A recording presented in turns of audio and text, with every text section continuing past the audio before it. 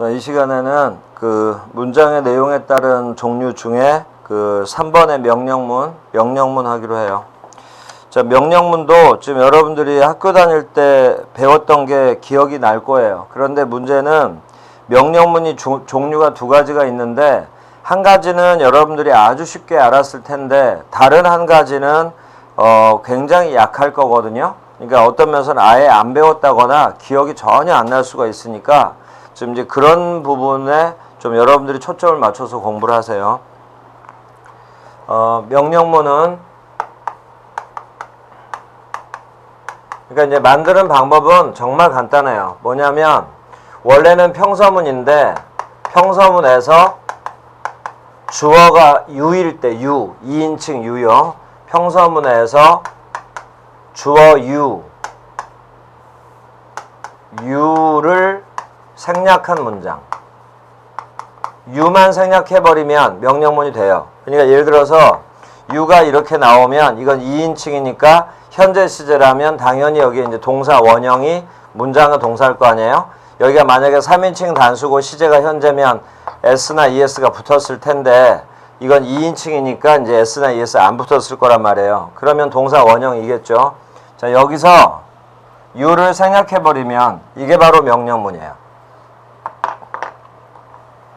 그리고 조금 하다 보면 알겠지만 명령문은 우리가 이제 구분을 할 때 이렇게 명령문 이렇게 구분을 하는 거지, 명령문의 내용은 무조건 명령만 하는 건 아니에요. 명령을 할 때도 있지만 이럴 때도 많이 써요. 상대방한테 부탁이나 요청을 할 때, 상대방한테 뭔가를 하라고 충고할 때, 하지 말으라고 금지할 때, 이럴 때도 다 명령문을 쓰는 거예요. 그리고 상대방한테 허락을 구할 때, 그리고 상대방한테 제안을 할 때, 바로 이럴 때 다 명령문을 쓰기 때문에 명령문의 내용은 바로 이런 거다.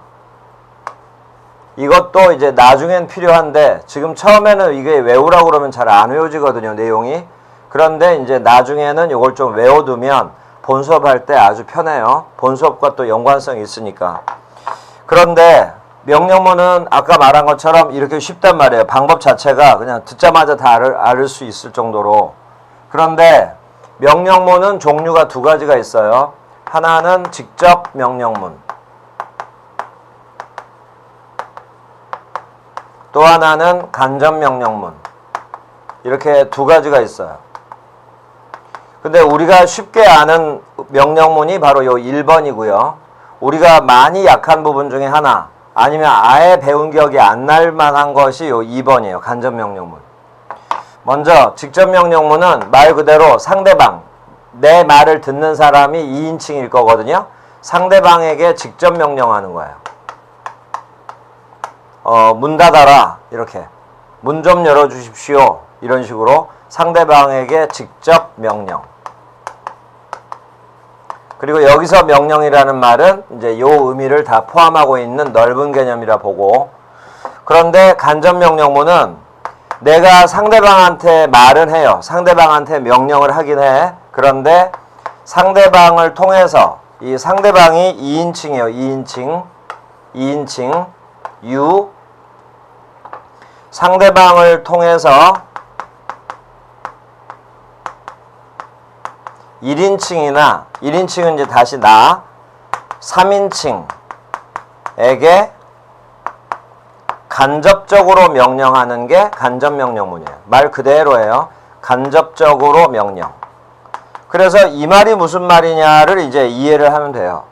그리고 3인칭한테 간접적으로 명령한다 라는 건 금방 이해가 될 텐데, 어떻게 1인칭 나한테 다시 명령이 오냐, 그건 여기서 명령이라는 말이 이렇게 넓은 개념이라고 알아들으면 돼요. 그래서 상대방한테 내가 뭘 할 테니까 허락해 주십시오. 그러면 상대방이 허락을 하거나 말거나 할 거 아니에요. 그러면 명령이 나한테 돌아오는 거지. 자, 어쨌거나 말 그대로 직접 명령문은 상대방한테 직접 명령, 간접 명령문은 상대방을 통해서 간접적으로 명령이 들어가는 거다, 이렇게. 그리고 직접이건 간접이건 간에 유가 생략됐으니까 직접 명령문부터, 이게 공식이에요. 동사 원형으로 시작해요. 주어 유를 생략하고 동사 원형으로 시작해서 마침표로 끝나면 이게 바로 직접명령문. 간접명령문도 주어 유가 생략이 됐는데 그래서 동사 원형으로 시작하는 건 똑같은데 여기를 잘 보세요. 이것도 동사 원형, 이것도 동사 원형인데 간접명령문은 동사 let. 여기 let이 바로 우리 문제 풀다가 잠깐 나왔던 사역동사 let이에요. 근데 사역이라는 건 시키다라고 그랬죠. 하게 하다라고 그랬죠. 뜻이. 바로 let이라는 동사 원형으로 시작하는 게 간접명령문. 근데 사역동사는 우리 문제 풀 때도 잠깐 얘기했지만 오형식 동사라는 얘기를 했었거든요. 그래서 간접명령문은 let으로 시작을 하는데 let 뒤에는 이렇게 와야 돼요. 바로 뒤에 목적어가 와야 되고요. 그 뒤에 목적격 보호가 와서 let으로 시작하는 문장이 오형식 문장이에요. 그러니까 간접명령문은 무조건 다 오형식 문장이에요. 자, 또 하나 let이 사역동사이기 때문에 사역동사 때문에 생기는 특징이 그대로예요. 그래서 목적어가 나오고 여기 목적격 보호 자리에 다시 동사 원형이 와야 돼요. 근데 이런 부분들은 처음에는 와닿지가 않겠지만 여러분들이 사역동사를 많이 배울 거거든요. 배우고 나서 그 다음에 다시 공부를 하게 되면 금방 이해돼요. 자, 다시 한번. 직접명령문은 당연히 동사 원형으로 시작. 간접명령문은 동사 원형 let으로 시작. 그런데 사역동사이기 때문에 목적어 다음에 동사 원형이 와요. 그래서 직접명령문이건 간접명령문이건 명령문 그러면 여러분들은 항상 머릿속에 동사 원형 이걸 떠올려 놓으세요. 그래서 가끔은 이렇게 말하기도 해요. 동사 원형을 명령문 만드는 형태다라고 해서 명령형이라고 부르기도 하니까 동사 원형, 명령문 이 말은 이렇게 바로 이렇게 연결을 시켜 놓으라고요. 자, 이렇게 해서 이제 직접명령문, 간접명령문 설명이 끝났고 자, 여기서요. 직접명령문을 부정문으로 고쳐라. 그러면 이렇게 하면 돼. 그냥 평서문 떠올리면서 해도 상관없어요. 주어 유가 있었다고 해봐요. 그러면 요게 일반 동사라고 치면 부정문 고치려면 조동사 do를 쓰는 거죠. 그래서 do를 써 여기다. 거기다 not을 붙이겠죠. 그 상태에서 you를 생략해버리면 되는 거니까 명령문의 부정문은 동사 원형 앞에 do에다가 not을 붙인 don't만 붙이면 돼요. don't 하고 동사 원형 해서 쭉 쓰면 돼요. 창문을 열지 마라 이런 식으로. 간접명령문도 마찬가지예요. 간접명령문도 맨 앞에 있는 let이라는 게 동사 원형이니까 이걸 부정문으로 고쳐라. 그럼 맨 앞에 don't를 쓰면 돼. 그리고 let을 쓰고 목적어 쓰고 동사 원형. 그런데 간접명령문에서 하나 조심할 것은 부정문이 하나 더 있어요. 뭐냐면 여기 동사 원형 있죠. 여기 동사 원형에 not을 붙여도 앞에다가 그래도 부정문이 돼요. 그래서 요 아래 문장을 좀 잘 기억해둬요. let 목적어는 그대로 쓰고요. 그 다음에 동사 원형 앞에다가 not을 붙여. not만 붙여. 여기는 do 같은 거 붙이면 안 돼요. don't 이런 거 안 돼. not하고 동사 원형. 근데 이 마지막 것도 나중에 가면 자연스럽게 돼요. 자, 이렇게 해서 이제 부정문까지 했어요. 그럼 다시 보세요. 직접명령문은 맨 앞에 don't를 붙이면 부정문이 되는 거예요. 간접명령문은 맨 앞에 don't를 붙이거나 아니면 목적격 보호 앞에다 not을 붙이면 그러면 간접명령문이 된다. 부정문이 된다. 간접명령문의 부정문이 된다. 이렇게. 자, 또 하나. 명령문에서 그러면 어떻게 하면 부탁이나 요청이 되냐? 이건 뭐 여러분들 다 아는 거예요. 이 명령문에다가 뭐 여기든 간에 문장의 맨 앞이나 문장 맨 끝에 please를 붙이면 제발 뭐뭐 해주십시오. 그럼 이것만 붙이는 순간 명령문은 부탁이나 요청의 명령문이 되는 거예요. please만 붙이면 이건 다 아는 거일 거고. 자, 그 다음에 단순 암기를 해야 될 게 있거든요. 그게 이제 뭐냐면 부가의문문이요. 명령문에도 부가의문문이 있어요. 근데 우리가 지금 아직 부가의문문은 안 배웠으니까 딱 와닿지는 않겠지만 그냥 노트 정리해 놓는다 이런 기분 가지고 하나 써놓으세요. 명령문의 부가의문문은 말을 잘 들어요. 직접 명령문이건 간접 명령문이건 긍정, 부정 상관없이 명령문의 부가 의문문은 무조건 다 이거예요. 명령문의 부가 의문문은 명령문 끝에다가 will, you만 붙이면 이걸로 끝이에요. 명령문의 부가 의문문은 마지막에 will you를 붙인다. 이렇게. open the door, will you? 이렇게 나가면 창문 좀 열어라. 알겠지? 뭐 이런 식으로. 그 다음 명령문 중에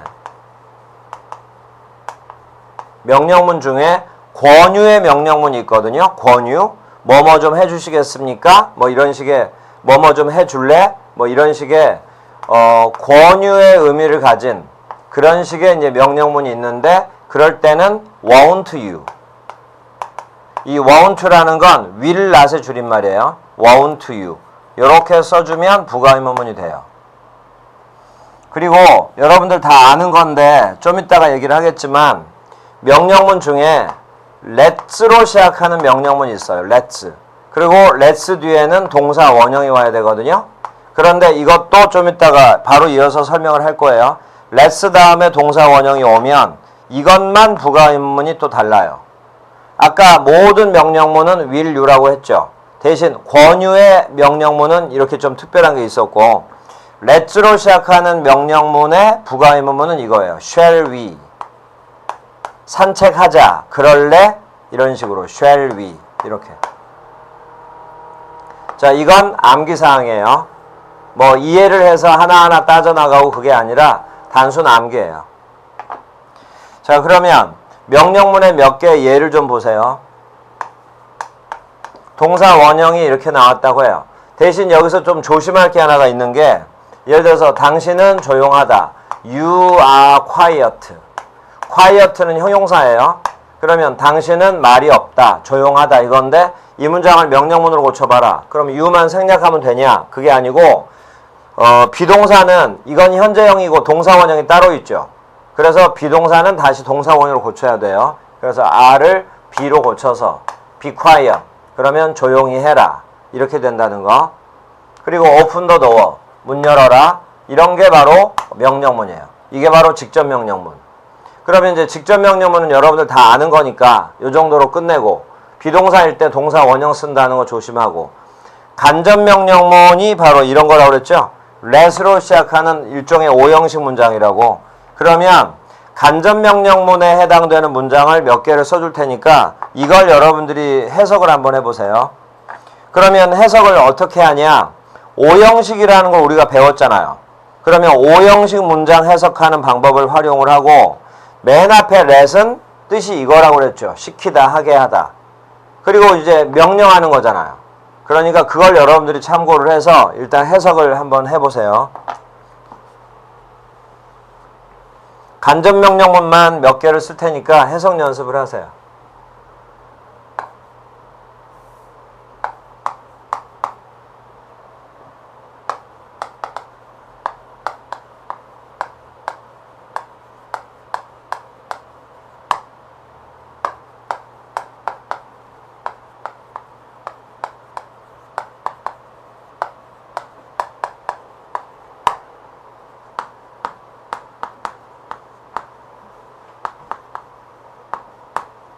자, 이렇게 세 문장만 해보면 그러면 이제 여러분들이 좀 가닥을 잡을 수 있을 거예요.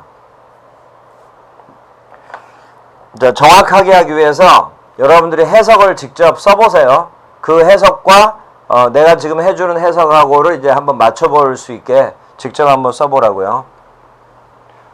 목적어는 첫 문장은 him, 여기는 her, 여기는 us. 그 다음 clean my room, 목적격 보호, 동사 원형이죠.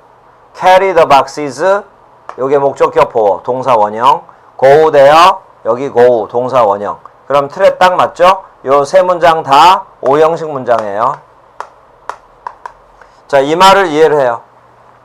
간접 명령문은 상대방을 통해서 1인칭과 3인칭에게 간접적으로 명령하는 거다. 내가 상대방한테 이렇게 말을 해요. Let him clean my room.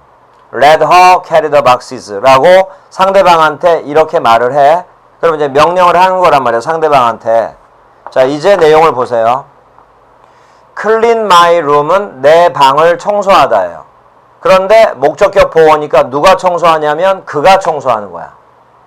그러라고 내가 시키는 거예요. 자, 다음.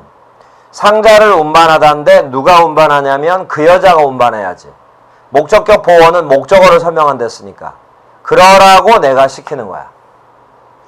go there. 거기에 가는데 누가 가냐면 우리가 가는 거예요. 근데 그렇게 해달라고 허락을 구하는 거야.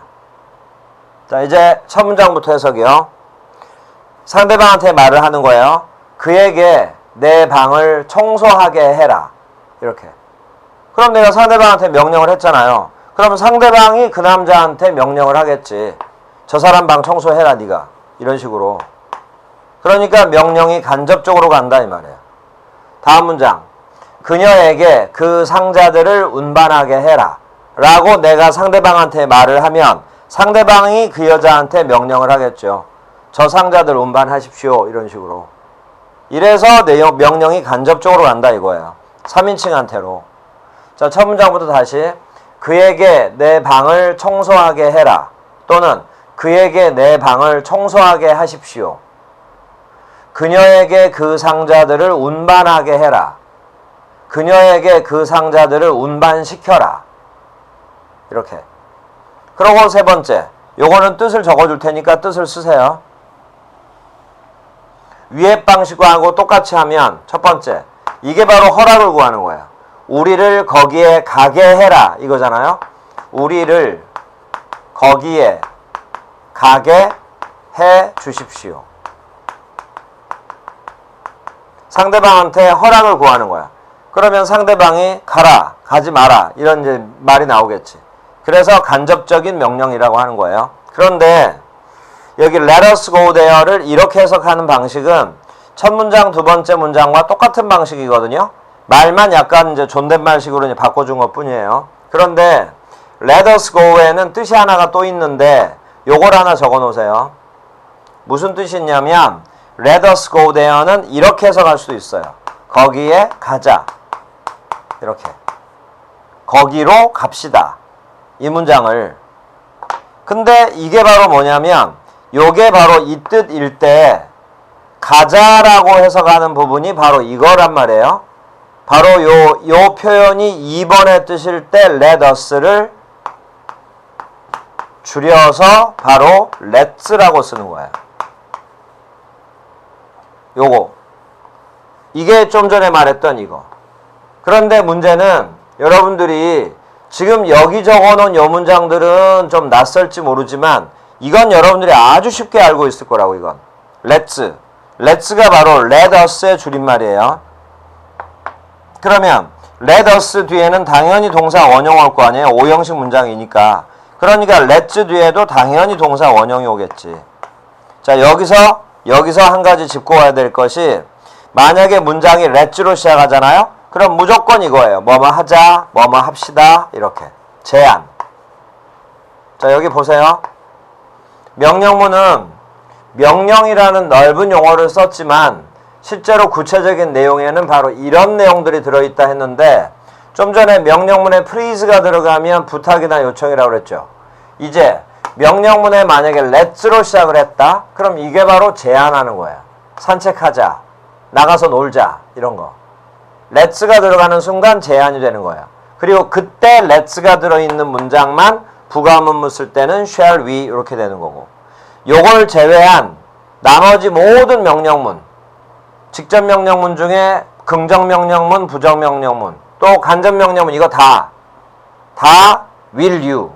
그런데 바로 요거 let's로 시작하는 것만 부가문문은 shall we다 이 말이야. 그리고 이제 요것은 또 예외가 있는 거고요. 자, 이제 이렇게 해서 다시 여기만 정리해봐요. let us로 시작하면 뜻이 두 개인데 let's로 시작하면 무조건 이렇게 해석하세요. 그러니까 이제 let's가 let us의 줄임말인 거 알았으면 let's로 시작을 했다? 그러면 무조건 해석은 이거. 뭐뭐 하자, 뭐뭐 합시다. 그리고 let's로 시작하면 반드시 뒤에는 동사 원형 온다. 요거 기억해두고. 자, 명령문의 이론을 쭉 정리를 했어요. 자, 이렇게 해서 내용에 따른 분류도 완전히 끝났어요.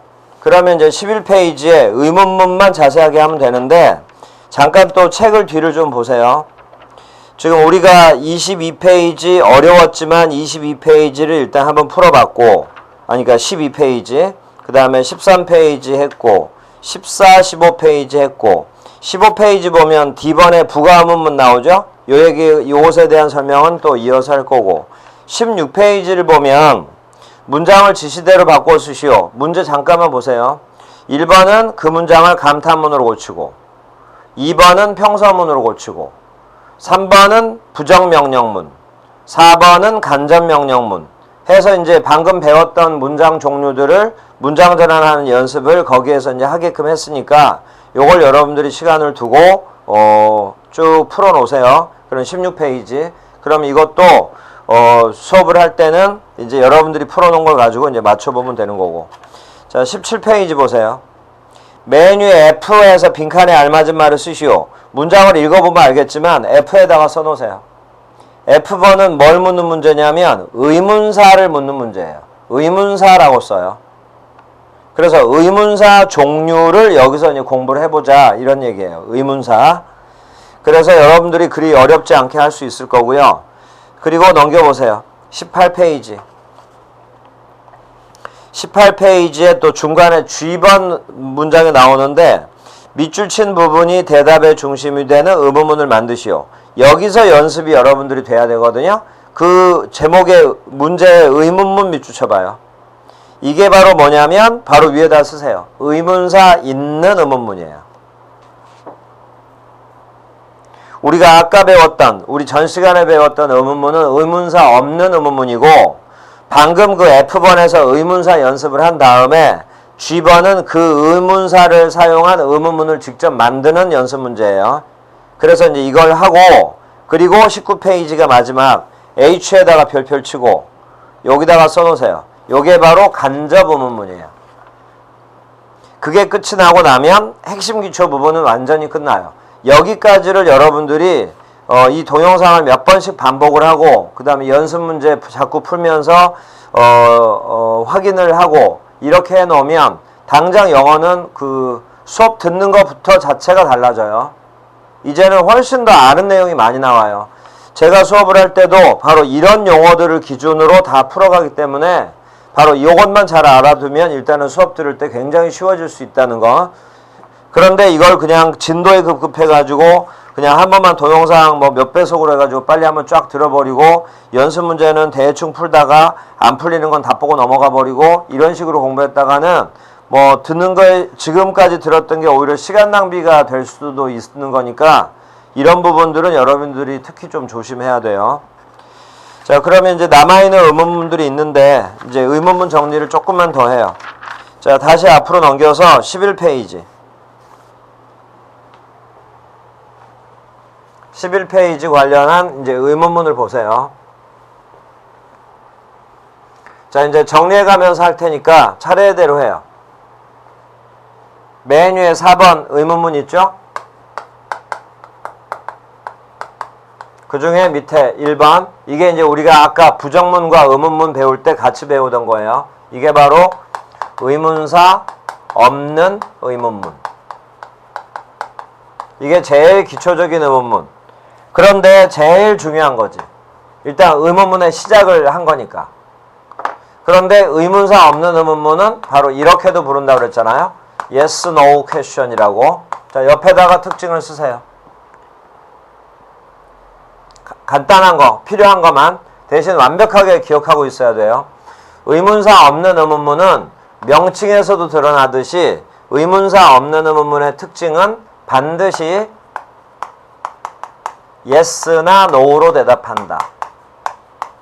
이렇게. 이걸 꼭 명심해요. 자, 그리고 여기다가 우리가 아까 배웠던 건데 의문문의 구조를 한번 다시 써줄 테니까 그걸 쓰기로 하고 이제 두 번째 바로 이제 뒤쪽에 연습 문제도 있지만 의문사 있는 의문문이라고 있죠. 의문사 있는 의문문. 그러면 이제 의문사에 대해서 배워야죠. 그러면 조금 이어서 배우기로 하고, 의문사는 대개 철자가 WH로 시작해요. 그래서 의문사 있는 의문문은 그 철자를 상징하는, 의문사를 상징하는 철자 WH, question 이라고 이제 부르는 건데, 의문사 있는 의문문도 아까 잠깐 얘기했어요. 똑같은 의문문이지만 의문사 없는 의문문은 반드시 예, 아니오로 대답을 해야 되지만, 예를 들어서 나이를 물어보고 키를 물어보고 뭐 날씨를 물어보고 시간을 물어볼 때는 물어보는 걸 구체적으로 대답을 해줘야지 예, 아니오로는 대답을 할 수가 없단 말이에요. 그래서 의문사 있는 의문문의 특징, yes나 no로 대답하면 틀려요. yes나 no로는 대답할 수가 없고, 요걸 써놔요. 구체적으로 대답한다. 간단한 얘기인데 꼭 암기를 해두세요. 한 번만 다시 비교해서, 의문사가 없는 의문문은 예, 아니오로 대답을 하고, 의문사가 있는 의문문은 그 물어보는 걸 구체적으로 대답을 한다. 예, 아니오로는 대답하면 안 되고. 자, 이렇게. 그러면 우리가 방금 전에 배웠던 의문사 없는 의문문, 제일 기초적인 의문문, 그걸 여기다가 공식처럼 적어줄 테니까 이해가 되나 보세요. 자, 먼저 비동사가 있는 문장은 비동사랑 주어를 자리만 바꾸면 되니까 이 모습일 거고, 이렇게 하고 물음표. 조동사가 있는 문장도 주어랑 자리만 바꾸면 되니까 조동사가 오고 주어가 오고 동사 원형이 이렇게 올 거고, 일반 동사가 있는 문장은 do, does, did를 쓴다고 그랬으니까 do, does, did가 주어랑 자리를 바꿔서 앞에다가 쓰고, 그리고 주어가 오고, 그리고 여기에 동사 원형, 일반 동사의 동사 원형이 오겠죠. 그리고 물음표. 이게 바로 의문문의 제일 기본적인 모습이라고. 이게 바로 의문문이에요. 그래서 이런 의문문들이 바로 의문사 없는 의문문. 그래서 이렇게 시작을 했어. 비동사나 조동사나 do, does, did로. 그러면 대답이 바로 이렇게 나오라 이 말이에요. 자, 그런데 이제 의문사 있는 의문문. 그럼 의문사 있는 의문문은 어떻게 만드냐? 위에 있는 의문문하고 똑같아요. 똑같은데 그 내용상 중간에 있는 뭔가를, 뭐 시간을 모른다거나 뭐 아까 말한 대로 날씨를 모른다거나 뭔가를 모를 때 그걸 구체적으로 물어보고 싶을 때 그 물어보고 싶은 것을 의문사로 바꾼 다음에 의문사를 문장 맨 앞으로 보내. 여기. 그리고 뒤에 모습은 그대로 이렇게. 이런 모습이 되면 바로 이렇게 되는 거야. 의문사 있는 의문문. 그러면 의문문의 대표적인 게 이렇게 두 가지인데 1번과 2번. 1번 의문문은 바로 이 모습. 2번 의문문은 바로 이 앞에 이렇게 의문사가 있겠지. 그리고 물음표를 붙이면 돼요. 그래서 맨 앞에 의문사가 있냐 없냐만 차이만 있을 뿐이지 그 다음에 이렇게 동사 주어 오는 건 똑같아요. 그래서 1번과 2번을 같이 이제 형태를 여기서 한번 확인을 한 거야. 자, 그 다음에 이제 의문사를 배워야 되거든요. 근데 의문사를 배우기 전에 의문사 설명을 할 때 약간 설명이 좀 길어질 수가 있으니까 2번 밑에 의문사만 잠깐 놔두고요. 그 밑에 또 의문문의 종류들 쭉 있죠. 그 부분을 하나하나 보세요. 자, 3번 부가의문문. 의문문의 종류예요.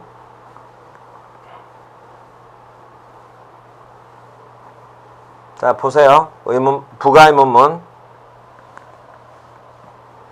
부가의문문이란 건 뭐냐면, 근데 이것도 여러분들이 좀 조심해야 될 것이, 부가의문문은 사실은 기초적인 거라서 한 5년 6년 전까지는 경찰 시험에는 나왔었어요.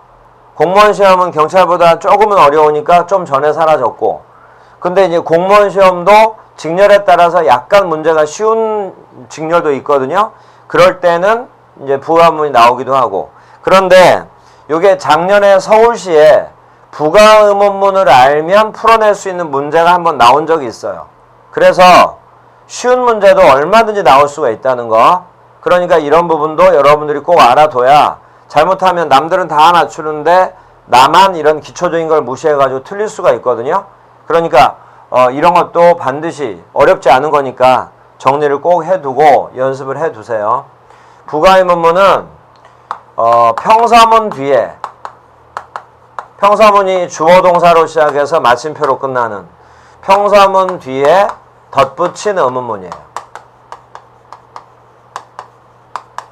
그럼 이제 어떻게 만드는지를 알면 될 거 아니에요? 자, 이렇게 평서문에서 마지막에 마침표를 컴마로 바꿔 그래 놓고 딱 뒤에 두 단어, 정확하게 두 단어예요. 한 단어 하고 물음표를 붙이면 그러면 부가의문문이 돼요.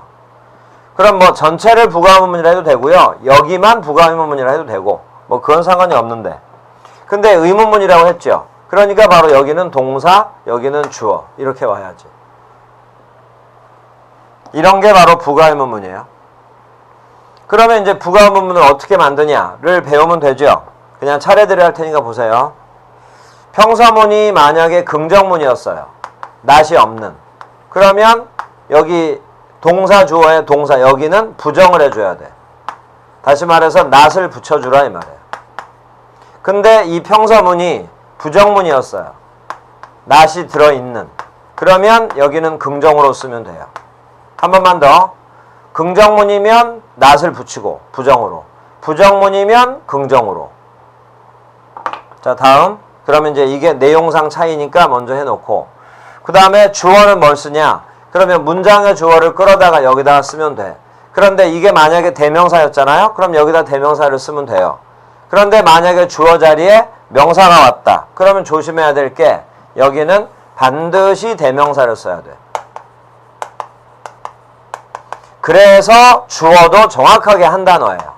뭐 he, she, it, they 요 정도일 테니까 정확하게 주어가 여러 단어라 하더라도 명사로 구성된, 명사는 뭐 형용사의 수식을 받아서 막 길어지고 할 거 아니에요. 그 주어가 여기에 또 나올 때는 반드시 대명사로 쓴다. 요거 조심하고. 자, 그러면 이제 마지막으로, 그럼 여기 동사 자리에다가는 뭘 쓰냐? 낫을 붙이고 안 붙이고는 알겠는데 동사 자리에 뭘 쓰냐? 뭘 쓰냐면 앞에 평서문의 동사를 보는 거예요. 그래서 우리 의문문 부정문 하던 방식이랑 똑같아요. 평서문의 동사가 비동사냐 조동사냐 일반 동사냐를 구분을 해요. 비동사냐 조동사냐 일반 동사냐를 구분을 한 다음에 그냥 아주 간단히 끝나요. 이 자리에 비동사나 조동사가 있었다면 그 비동사나 조동사를 여기다 쓰면 되는 거예요. 만약에 이 자리에 일반 동사가 있었다. 그러면 뭘 쓸지를 뻔하잖아요. 이걸 쓰겠지. 아까 일반 동사가 있는 문장을 부정문이나 의문문 고칠 때 사용하는 이거. 자, 다시. 평서문의 동사가 비동사나 조동사라면 그걸 여기다 그대로 쓰고, 평서문의 동사가 일반 동사라면 바로 조동사 do, does, did 를 바로 여기다 써라 이 말이에요. 대신 앞문장이 부정문이면 여기가 긍정이면 되니까 이걸 그대로 쓰면 되는데, 앞문장이 부정문이라면 여기는 이제 낫을 붙여야 될 거 아니에요. 여기다가 낫을 붙여야겠죠. 낫을 붙일 때는 반드시 줄임말로 쓰라는 거. isn't, doesn't, hasn't 줄임말로 써야 돼요. 그래서 여기 동사 자리도 무조건 한 단어예요. 자, 부가의문문이 바로 이거예요. 그러면 여기에 이제 낫이 있냐 없냐 그런 차이는 있겠지만 여기도 어순을 보세요. 동사 주어죠. 동사 주어. 이 모습이 바로 이 모습이에요. 바로 이 모습. 비동사, 조동사, do, does, did 다음에 주어 오는 바로 이 모습이 부가의문문의 모습이에요. 그래서 부가의문문 연습을 하다 보면 의문문 연습이 자연스럽게 되는 거예요. 자, 이렇게 해서 이제 부가의문문은 끝났어요. 자, 그 다음에 4번의 선택의문문, 5번의 수사의문문은 간단해요. 그리고 수사의문문은 지금은 안 배워도 상관없는데 그냥 종류가 있으니까 이제 한번 보는 걸로 하고, 그러면 여기서는 이제 그 의문사 때문에 설명이 좀 길어질 수가 있으니까 지금 부가의문문까지 설명을 했어요. 그러면 여러분들은 먼저 공부를 좀 해놓은 다음에 교재 또 보세요. 15페이지. 15페이지를 또 풀어놔야 돼요. 근데 15페이지를 풀다 보면 또 자연스럽게 실수를 할 수 있는 문제가 있어요. 그래서 이제 그런 문제들은 다시 설명을 해주면서 추가를 할 거니까 지금 설명 잘 들은 분들은 이건 이제 어렵지 않게 할 수가 있을 거예요. 그래서 이제 이 문제를 풀어놓은 다음에 또 해설 설명을 들으면 돼요. 자, 그러면 이 시간은 여기까지 하고 다음 시간에 또 남아있는 부분 정리하기로 해요. 자, 여기까지예요. 수고했어요.